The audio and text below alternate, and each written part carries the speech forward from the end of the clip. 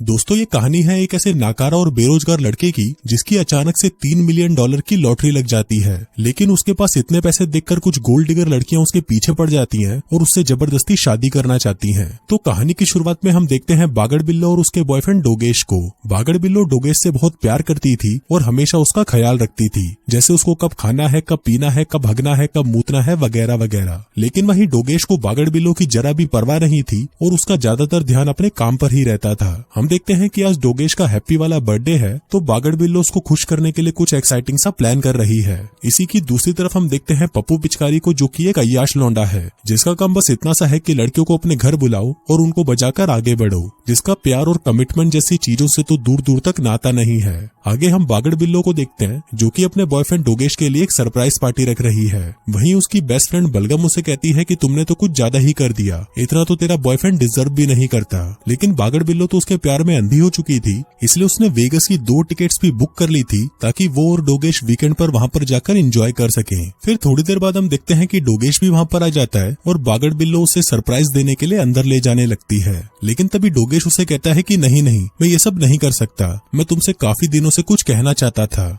बागड़ बिल्लो कहती है कि चलो पहले अंदर चलते हैं और तुम मुझे ये सब बाद में बता देना। लेकिन तभी डोगेश उसे कहता है कि मैं तुमसे प्यार नहीं करता और मैं तुमसे ब्रेकअप करना चाहता हूँ। अभी सुनकर बागड़ बिल्लो बहुत दुखी हो जाती है और वहाँ से चली जाती है। वहीं दूसरी तरफ हम पप्पू पिचकारी को देखते हैं, जो कि अपने ऑफिस में काम करने की जगह मैच पर सट्टा लगा रहा था। तभी वहाँ पर उसका बॉस आ जाता है, जो कि उसका बाप भी था, और वो उसे ये सब हरकतें करता हुआ देख लेता है। कहता है कि मुझे पता है कि तुम्हें यहाँ पर काम करना पसंद नहीं है, इसलिए मैं भी नहीं चाहता कि तुम यहाँ पर काम करो, इसलिए मैं तुमको काम से निकाल रहा हूँ। पप्पू पिचकारी कहता है कि आप मुझे मेरी कंपनी से कैसे निकाल सकते हो, आपके बाद तो मैं ही यहाँ का वारिस हूँ ना। इस पर उसका बाप कहता है कि मेरे जाने के बाद मैं अपनी कंपनी किसी और के नाम कर दूंगा, पर तुम्हारे नहीं। फिर उसी रात हम देखते हैं कि पप्पू पिचकारी अपने एक दोस्त सैर सपाटे से मिलता है और उसे बताता है कि मुझे मेरे बाप ने मेरी ही कंपनी से निकाल दिया। जिस पर सैर सपाटा कहता है कि तुझे तेरे बाप पर केस कर देना चाहिए और तेरा ये केस मैं लड़ूंगा। लेकिन पप्पू पिचकारी ऐसा नहीं करना चाहता था और वो कहता है कि शायद हमें कहीं घूमने जाना चाहिए। सैर सपाटा कहता है कि चलो वेगस चलते हैं। उधर दूसरी तरफ बागड़ बिल्लो भी बलगम के साथ एक बार में बैठी होती है और वो उसे बता रही होती है कि उस चूते डोगेश ने तो मेरी जिंदगी बर्बाद कर दी। मुझे लगा था कि वो मुझसे शादी करेगा, लेकिन वो साला तो निब्बा निकला।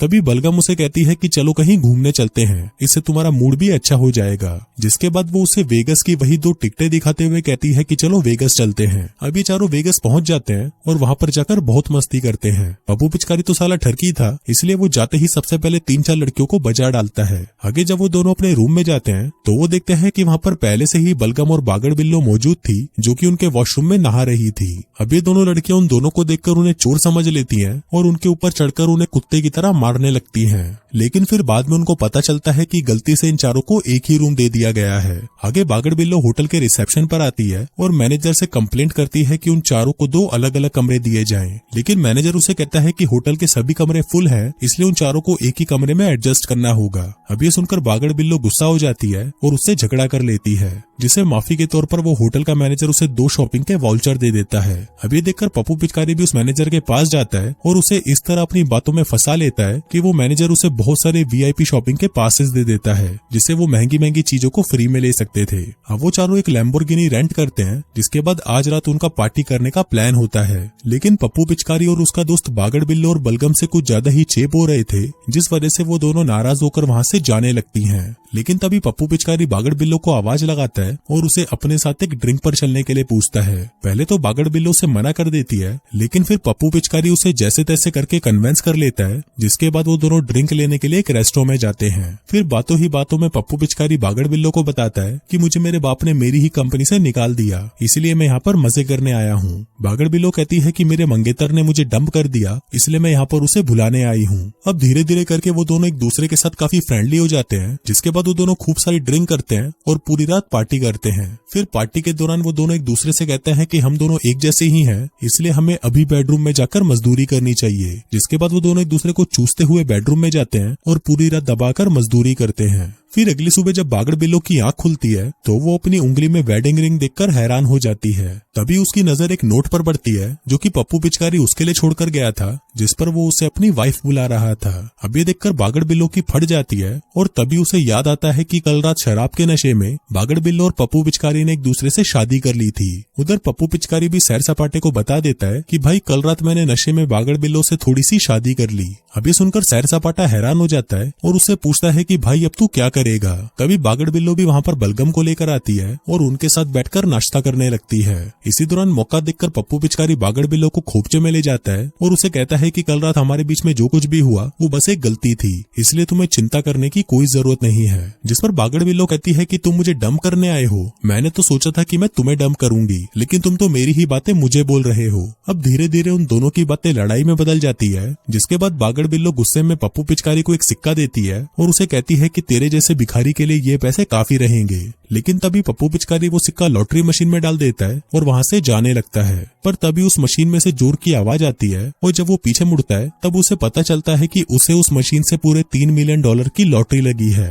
अब ये देखकर पप्पू पिचकारी पागल हो जाता है। वहीं बागड़ बिल्लो भी ये देखकर बहुत खुश होती है और वो भी उस इनाम को लेने के लिए वहाँ पर आ जाती है। वो कहती है कि लॉटरी तो मेरे सिक्के से लगी है, इसलिए आधा इनाम मेरा हुआ। इस पर पप्पू पिचकारी उसे कहता है कि वो सिक्का तो तुमने मुझे दे दिया था, तो अब तुम ये पैसे भूल जाओ। लेकिन इतने सारे पैसे देखकर ये गोल्ड डिगर पलट जाती है और पप्पू पिचकारी से कहती है कि तुम तो मेरे पति हो ना, इसलिए इन पैसों पर हमारा बराबर का हक है। लेकिन पप्पू पिचकारी इन पैसों को किसी में भी बांटना नहीं चाहता था, इसलिए वो बागड़ बिल्लो पर केस कर देता है।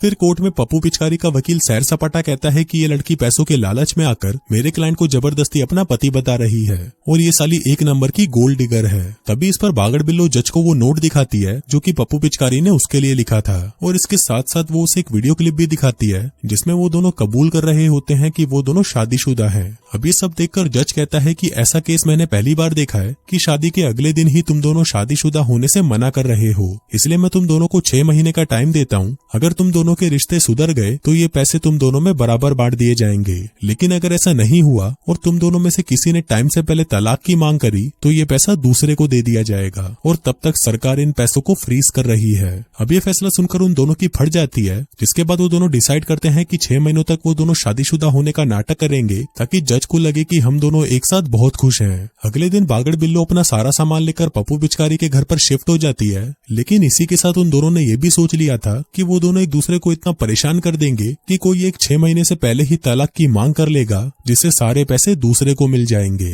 अब यहाँ से ये दोनों एक दूसरे को परेशान करना शुरू कर देते हैं। सबसे पहले तो पप्पू पिचकारी बागड़ बिल्लो को सोने के लिए एक ऐसा बेड देता है जिस पर से बहुत बदबू आ रही थी, ताकि वो उसके साथ इस घर में ना रह पाए और यहाँ से चली जाए। लेकिन बागड़ बिल्लो भी हार नहीं मानती और वो 3 मिलियन डॉलर के लिए सड़े हुए बेड पर भी सोने के लिए तैयार हो जाती है। फिर अगली सुबह जब पप्पू पिचकारी को बहुत जोर का मुंह आने लगता है तो बागड़ बिल्लो जानबूझकर बाथरूम में ज्यादा टाइम लगाने लगती है। अब पप्पू पिचकारी पहले तो उसे बहुत सारी गालियां सुनाता है, लेकिन इससे भी जब बागड़ बिल्लो बाहर नहीं आती तो वो किचन के सिंक में ही अपना सारा पानी निकाल देता है। आगे जब इन दोनों को काउंसलिंग के लिए बुलाया जाता है तो ये दोनों थेरेपिस्ट के सामने इस तरह बिहेव करते हैं कि ये दोनों एक दूसरे से बहुत प्यार करते हैं। अब ये सब कुछ करते हुए कई दिन बीत जाते हैं और फिर एक दिन जब बागड़ बिल्लो और बलगम आपस में बातें कर रहे थे तब बागड़ बिल्लो उसे अपने रेंडी रोने सुनाने लगती है, जिस पर बलगम उसे कहती है कि मेरे पास एक आइडिया है, अगर हम ये प्रूफ कर देते हैं कि पप्पू पिचकारी का तुम्हारे अलावा किसी और के साथ भी अफेयर चल रहा है तो जज अपना फैसला तुम्हारे पक्ष में ही सुनाएगा।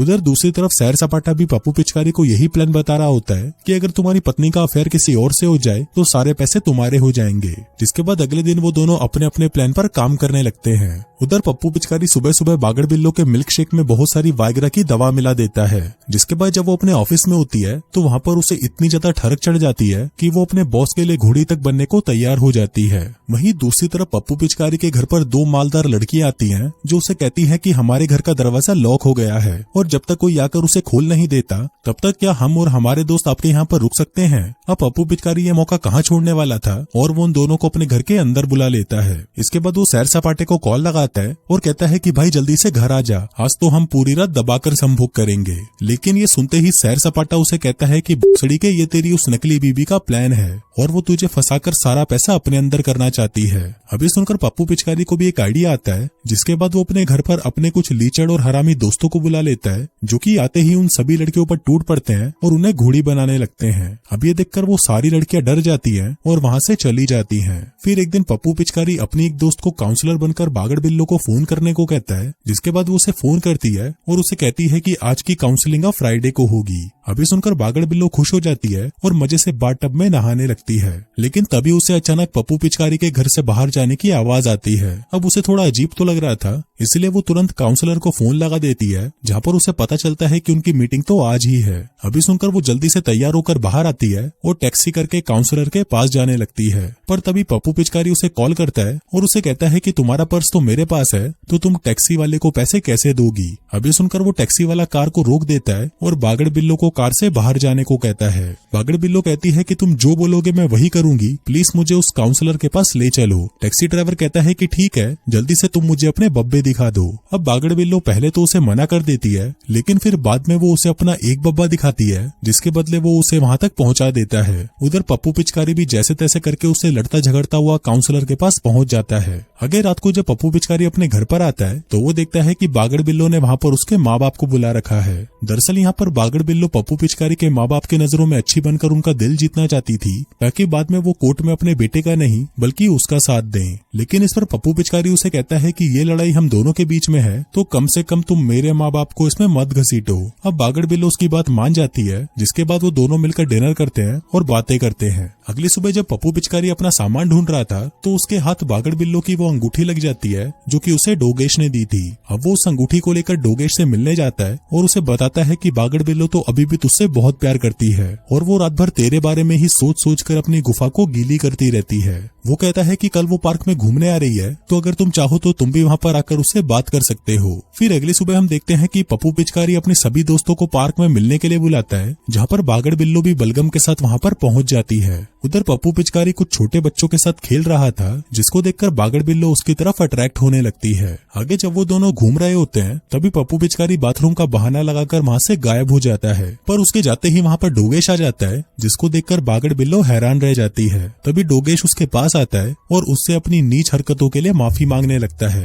कहता है कि अगर तुम चाहो तो हम इस रिलेशनशिप की नई शुरुआत कर सकते हैं, लेकिन बागड़ बिल्लो उसे मना कर देती है और कहती है कि अब मुझे तुमसे कोई मतलब नहीं है। उधर पप्पू पिचकारी भी छुपकर उन दोनों को देख रहा था और उन दोनों को बात करता हुआ देखकर पता नहीं क्यों उसे जलन होने लगती है। आगे जब वो ये बात सैर सपाटे को बताता है तो वो उसे कहता है कि तुझे बागड़ बिल्लो से प्यार हो गया है। पप्पू पिचकारी कहता है कि नहीं यार, मैं प्यार के लिए नहीं बना, वैसे भी कल मुझे बागड़ बिल्लो की एक ऑफिस पार्टी में जाना है। इस पर सैर सपाटा कहता है कि भाई यही मौका है, तुम बागड़ बिल्लो को सबके सामने नीचा दिखा सकते हो। फिर अगले दिन पार्टी में पप्पू पिचकारी बागड़ बिल्लो को बर्बाद करने का प्लान बना ही रहा था कि तभी बागड़ बिल्लो एक मस्त सी ड्रेस पहनकर उसके सामने आ जाती है, जिसको देखते ही वो अपने शैतानी प्लान को कैंसिल कर देता है। आगे बागड़ बिल्लो पप्पू पिचकारी को अपने बॉस से मिलवाती है, जहाँ पर पप्पू पिचकारी अपनी बातों से उसके बॉस को भी इम्प्रेस कर लेता है, जिससे खुश होकर बागड़ बिल्लो का बॉस उसे उसकी जॉब में प्रमोशन दे देता है। अब इस सबसे बागड़ बिल्लो इतनी खुश हो जाती है कि अब उसे भी पप्पू पिचकारी के लिए फीलिंग्स आना शुरू हो जाती है। आगे जब वो दोनों घर पर आते हैं तो उन दोनों की ही ठरक चरम सीमा पर चढ़ी हुई होती है, जिसके बाद वो दोनों खुद को कंट्रोल नहीं कर पाते और पूरी रात धुआंधार संभोग करते हैं। अब ऐसे करते करते 6 महीने कब बीत जाते हैं इसका पता ही नहीं चलता